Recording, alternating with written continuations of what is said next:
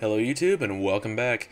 Today I've got the 5th Forge Tips video for you, and I know this is something that a lot of you have been asking for.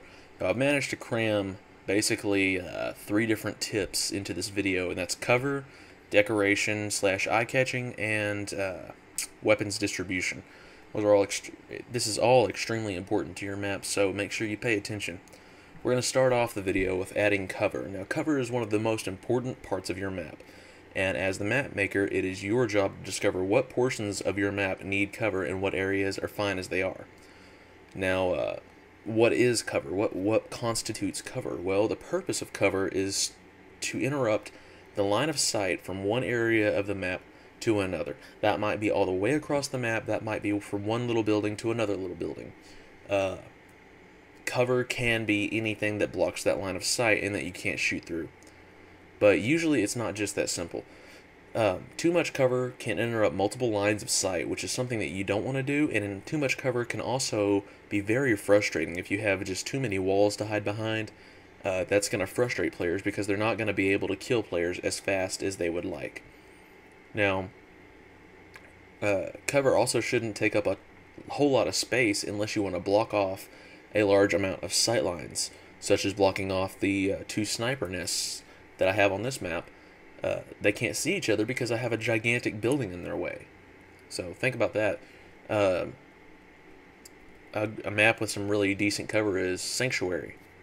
The center ring provides a lot of cover between the bases, and then there's a good amount of cover on all the walkways. So that's one of the reasons the map plays so well, is because it's got just the right amount of cover. It doesn't have too much, but it's got a decent amount. Now, places that are too open should have some kind of cover to them.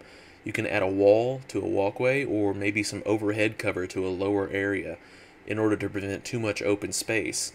And that's going to allow players to run through that open space with some chance of surviving. And this is where ability-specific areas come into play. Sprint is really going to allow you to manipulate those maps with sparse cover, because you can sprint from cover to cover, whereas your other enemies are moving slower. And that's where sprint really comes in handy. Now we're going to move on to the second part of the video, which is decoration / eye catching. Now, aesthetics are extremely important to any map. You can use aesthetics to draw players into an area. Think of your map, maybe your map's a really dark color such as purple. People aren't going to see the almost solid black grenade launcher that you placed in a small room far off to the side.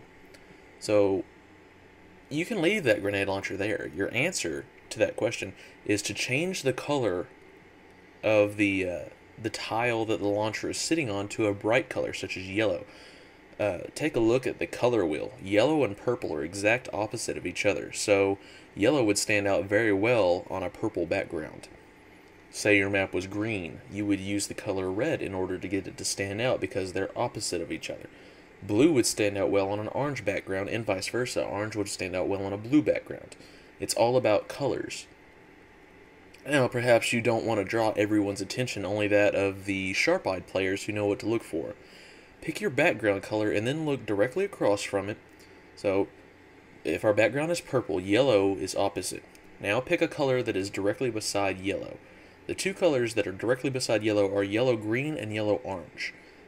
However, we don't have access to those in Forge World, so you're going to have to move on to green or orange, which they stand out semi well on purple. They're not as popping as yellow is, but they're not so close to purple that they're not going to stand out at all. Eye catching isn't actually all about color though. Objects can catch people's attention as well. So let's say a player sees an area that they believe to be defendable. Most players are going to try to reach that area in order to get the upper hand on their opponents. And maybe you have a sniper's nest on the map. The sniper's nest, since Pinnacle and what other some of the Community Slayer maps and stuff, they use that sniper's nest in key positions, and most people recognize that sniper's nest as a good spot. So naturally, they're going to migrate to that in order to kind of get an upper hand, and I wouldn't call it camp, but play defensively, which is what a lot of players do. Now, eye-catching, when used in conjunction with incentives and deterrence, is going to create something called path manipulation, which is the most important part of your map. And we're going to do incentives and deterrence very shortly, probably in the next video. Now, we're going to move on to weapons distribution, which is probably, I don't know, I'd say the third most important thing in any map. Do not have bad weapons distribution because it's going to ruin your whole map. It's pretty much right under spawning. So on asymmetric maps, it's going to be kind of difficult to balance your weapons out. Typically, one team is going to have a positioning advantage where the other team is going to have a weapons advantage. But on symmetric maps, which this is, both teams need to have equal positioning and weapons opportunities. And the first thing you need to do when laying out your weapons is decide where your power weapons are going to go. If you don't want any power weapons, you don't have to have any. But your map should have some. Now, in order to decide what power weapons the map should have and how many it should have, think about how the gameplay of the map is going to turn out. Also, often, placing a shotgun on long-range maps isn't going to be very effective, but if you were to place a sniper on a long-range map, it's going to be extremely effective, especially if there's only one sniper. Often, one sniper on a long-range map, you need, if it's an asymmetric map, that's a major advantage. Just remember that. Now, I've decided on 5 power weapons for this map. I'm going to be placing 2 snipers because the map's got a decent amount of long-range combat, and I'm also going to be placing 2 grenade launchers because, 2 shotguns because, like I said, the map has a lot of long-range combat, so shotguns aren't going to make a ton of difference. Think Asylum. This map is kind of based on Asylum a little bit. And I've decided that in the middle I'm going to have rockets with reduced ammo. And I want them in the middle because, one, both teams have them, have equal opportunity to gain that rocket launcher, but also the middle has plenty of cover in it, and it's kind of a closed-in area, so if 2 people were going for the rocket launcher, if you fire off those rockets inside that little building, you're very likely to kill yourself. So that creates a little bit of an interesting gameplay as well. I'm going to be placing a sniper rifle in each base, and the shotguns are going to be on the sides of the map. The rockets are going to be in the middle, like I said. Now, once you've decided, start placing your power weapons, and make sure you pay attention to the spawn time and the amount of spare clips. Typically, you're going to want your power weapons to spawn anywhere from 90 to 180 seconds. But the more powerful it is, the slower it should spawn. Usually a sniper rifle is around 120 to 180 seconds. The rockets are usually anywhere from the same amount of time. Shotguns are usually about 90 to 120. And grenade launchers are usually about 65 to 100 and, I forgot what the other one was. They're like 65 to 140 or so. Now, as far as spare clips go, usually the standard amount of spare clips that it gives you is fine, but I like to have,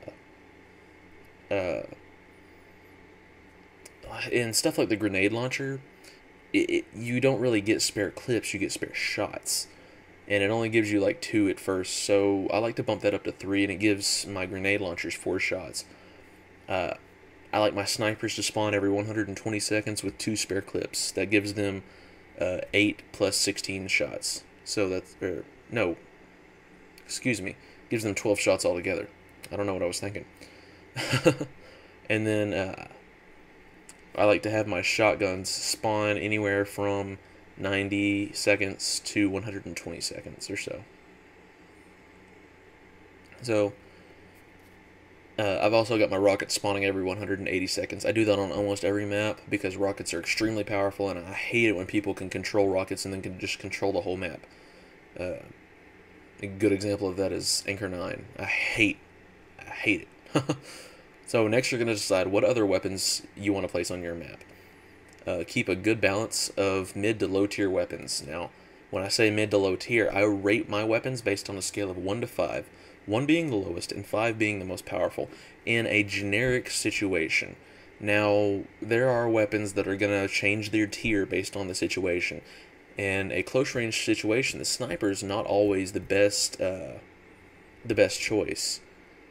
But in a long-range situation, it usually is. In a close-range situation, shotgun's a good choice, whereas if your enemy is far enough away from you that they can out-DMR you before you ever even get to them, then shotgun's just a bad choice. But these ratings are based on generic situations. So you might change it up just a little bit based on your map, but I'm going to have a list of weapons and their tier in the description. So place your weapons in easy to find places. No one wants to go hunting for their plasma pistol. And the lower their tier, the easier it should be to find them. So if you know your high traffic areas, place a low tier weapon in each high traffic area just to kind of smooth over the empty spots. Say you have 4 crossings on your map that are extremely high traffic. Place a Magnum in each one of those or something. Or place a Magnum in 2 of them and a plasma pistol in 2 of them. Be wary of that plasma pistol, though, because that thing is actually a lot more powerful than people first conceive. So check the description for that tier list. I'll make sure to place it there.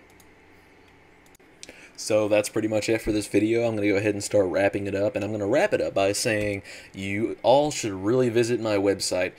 Check it out. It's envoyofeve.webs.com. I'm going to have a link to it in the description, and I'm going to have a blog on there. If you look down to your right, you're going to see a little sidebar with recent blog entries. Definitely check those out.